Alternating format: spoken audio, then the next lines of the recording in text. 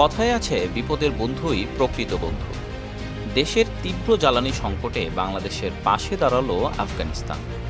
এবার আফগানিস্তান থেকে 25,000 টন জ্বালানি তেল আমদানি করবে বাংলাদেশ, যেখানে আন্তর্জাতিক বাজারে প্রতি ব্যারেল তেলের দাম প্রায় $115।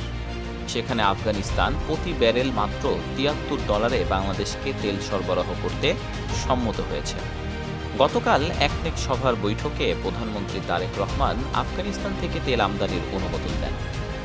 বৈশ্বিক বাজারে জ্বালানির মূল্য অস্থিরতা এবং ডলারের রিজার্ভ সংকটের কারণে বাংলাদেশ দীর্ঘদিন ধরে বিকল্প উৎস খুঁজছিল। সেই প্রেক্ষাপটে আফগানিস্তান এখন একটি সম্ভাবনাময় উৎস হিসেবে সামনে এসেছে। বাংলাদেশ ঐতিহ্যগতভাবে মধ্যপ্রাচ্যের দেশগুলোর ওপর জ্বালানি আমদানির জন্য নির্ভরশীল, কিন্তু বর্তমানে ইরান ইসরায়েল যুদ্ধ পরিস্থিতির কারণে বাংলাদেশকে বিকল্প তেলের বাজারের দিকে ঝুঁকতে হচ্ছে। আফগানিস্তানের সঙ্গে এই চুক্তি বাংলাদেশের তেলের বিকল্প উৎস নিশ্চিত করবে। 2021 সালে আফগানিস্তানে ইসলামী আমিরাত সরকার ক্ষমতায় আসার পর থেকেই দেশটিতে একের পর এক নিয়ামতের ভান্ডার খুলে যাচ্ছে। আফগানিস্তানের সারপল প্রদেশের বিশাল এলাকা জুড়ে আবিষ্কৃত হয়েছে একাধিক তেলের খনি। সারপল প্রদেশের এক স্থানীয় বাসিন্দা জানান, আফগানিস্তানের সারপল প্রদেশের মাটি খুঁড়লেই বেরিয়ে আসছে তেল। আফগানিস্তানের জ্বালানি বিশেষজ্ঞরা এসব জ্বালানি তেলকে কালো সোনা নামে অভিহিত করে। আফগানিস্তানের ইসলামী আমিরাত সরকার মাটির নিচ থেকে এই তেল উত্তোলনের জন্য চীনের Xinjiang central Asia petroleum and gas কোম্পানির সঙ্গে 25 বছর মেয়াদী চুক্তিতে আবদ্ধ হয়। বর্তমানে আফগানিস্তানের বিভিন্ন খনি থেকে প্রতিদিন প্রায় 37,000 ব্যারেল তেল উৎপাদন হচ্ছে, যা ধীরে ধীরে দেশটির অর্থনীতিকে শক্তিশালী করতে সহায়তা করছে। তবে আফগানিস্তানের ওপর আন্তর্জাতিক নিষেধাজ্ঞা থাকায় দেশটির তেল রপ্তানিতে বাধা সৃষ্টি হচ্ছে। বিশেষ করে ইসলামী আমিরাত সরকার ক্ষমতায় আসার পর অধিকাংশ পশ্চিমা দেশ এখনও এই সরকারকে আনুষ্ঠানিক স্বীকৃতি দেয়নি, যার ফলে আন্তর্জাতিক ব্যাংকিং ব্যবস্থা, ডলার লেনদেন এবং বৈদেশিক বাণিজ্যের ক্ষেত্রে নানা ধরনের জটিলতা তৈরি হয়েছে, যার ফলে আফগানিস্তান সরকার সরাসরি আন্তর্জাতিক বাজারে তেল রপ্তানি করতে পারে না। আফগানিস্তানের ইসলামী আমিরাত সরকার এই সীমাবদ্ধতা কাটিয়ে উঠতে তারা চীনকে একটি বিকল্প রুট হিসেবে ব্যবহার করছে। আফগানিস্তানে উৎপাদিত তেল প্রথমে পাইপলাইনের মাধ্যমে চীনে পাঠানো হয় এবং সেখানে চীনের রিফাইনারিগুলোতে তেল পরিশোধন করে সেটিকে আন্তর্জাতিক বাজারে রপ্তানি করা হয়।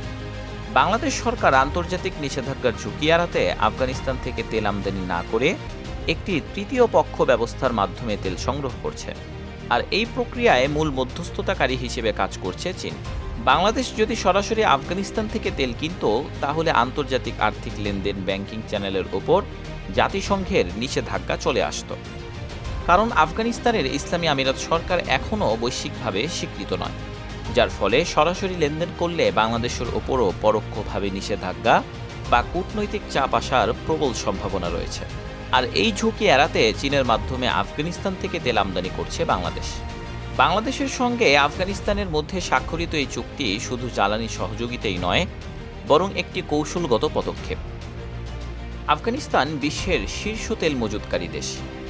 গত 2 দশক ধরে দেশটিতে যুদ্ধ বিগ্রহের কারণে দেশটি তেল উৎপাদন সম্ভব হয়নি, কিন্তু আফগানিস্তানে ইসলামী আমিরাত সরকার ক্ষমতায় আসার পর দেশটির নতুন প্রশাসন আবারও নতুন নতুন তেলকূপ অনুসন্ধান চালিয়ে যাচ্ছে।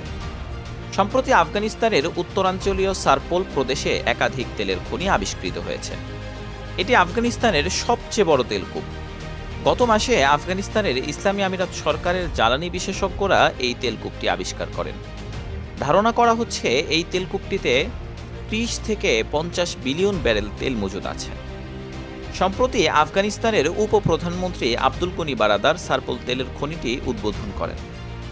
কোনো রকম বৈদেশিক সাহায্য ছাড়া সম্পূর্ণ নিজস্ব প্রযুক্তিতে এই খনি থেকে তেল উত্তোলন করছে আফগানিস্তান সরকার।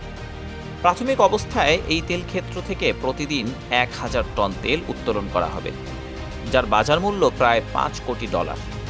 ইসলামী আমিরাত সরকারের উপপ্রধানমন্ত্রী আব্দুল গনি বারাদার বলেন,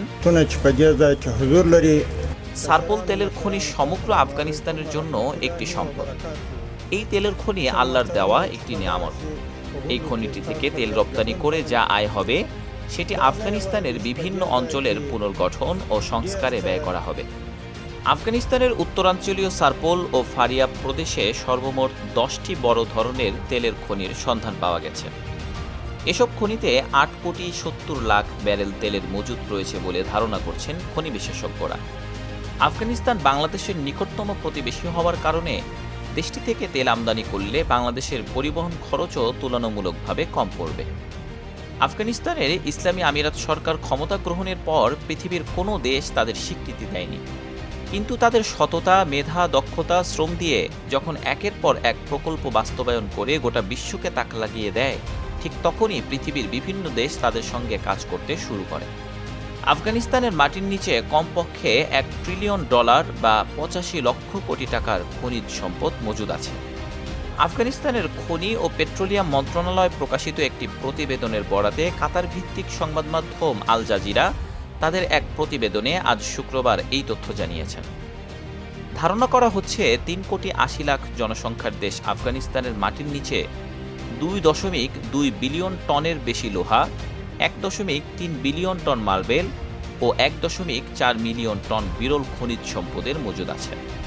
তবে এই খনিজ সম্পদ থেকে আয় করতে আফগানিস্তানের আরও 7 থেকে 10 বছর সময় লাগবে বলে জানিয়েছেন আফগানিস্তানের সম্পদের পরিমাণ নিয়ে অধ্যয়ন করা মার্কিন ভূতত্ত্ববিদ স্কট মন্টেগোমরি।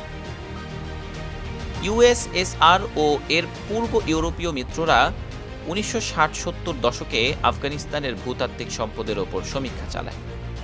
আফগানিস্তানে কয়েক দশক ধরে যুদ্ধের কারণে দেশটির বেশিরভাগ সম্পদ অপ্রকাশিত অবস্থায় ছিল। মার্কিন যুক্তরাষ্ট্রের ভূতাত্ত্বিক জরিপ সংস্থা ইউএসজিএস 2010 সালে আফগানিস্তানের 34টি প্রদেশের 24টি নির্দিষ্ট অঞ্চলে ভূতাত্ত্বিক জরিপ পরিচালনা করে। তাদের জরিপে দেখা গেছে আফগানিস্তানে মূল্যবান ধাতুর মধ্যে সবচেয়ে বেশি আছে লোহা। দেশটিতে মোট 2.2 বিলিয়ন মেট্রিক টন লোহার মজুদ আছে বলে অনুমান করা হচ্ছে। আফগানিস্তান সবচেয়ে বেশি উত্তোলনযোগ্য লোহার মজুদ থাকা 10টি দেশের মধ্যে একটি।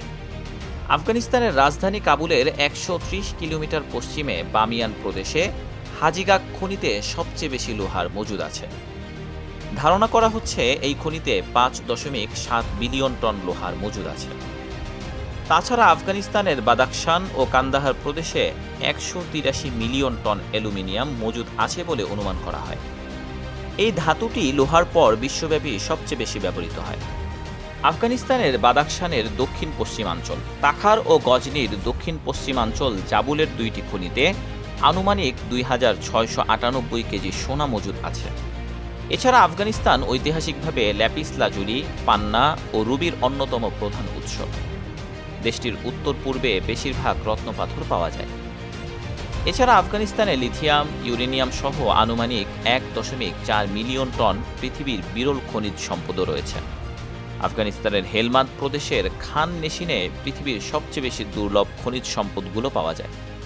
তো বন্ধুরা, আপনার কি মনে হয় আফগানিস্তানের সাথে বাংলাদেশের সম্পর্ক আরও গভীর করা উচিত? আপনার মূল্যবান মতামত জানিয়ে দিন আমাদের কমেন্ট বক্সে। দেখা হবে পরবর্তী কোনো ভিডিওতে।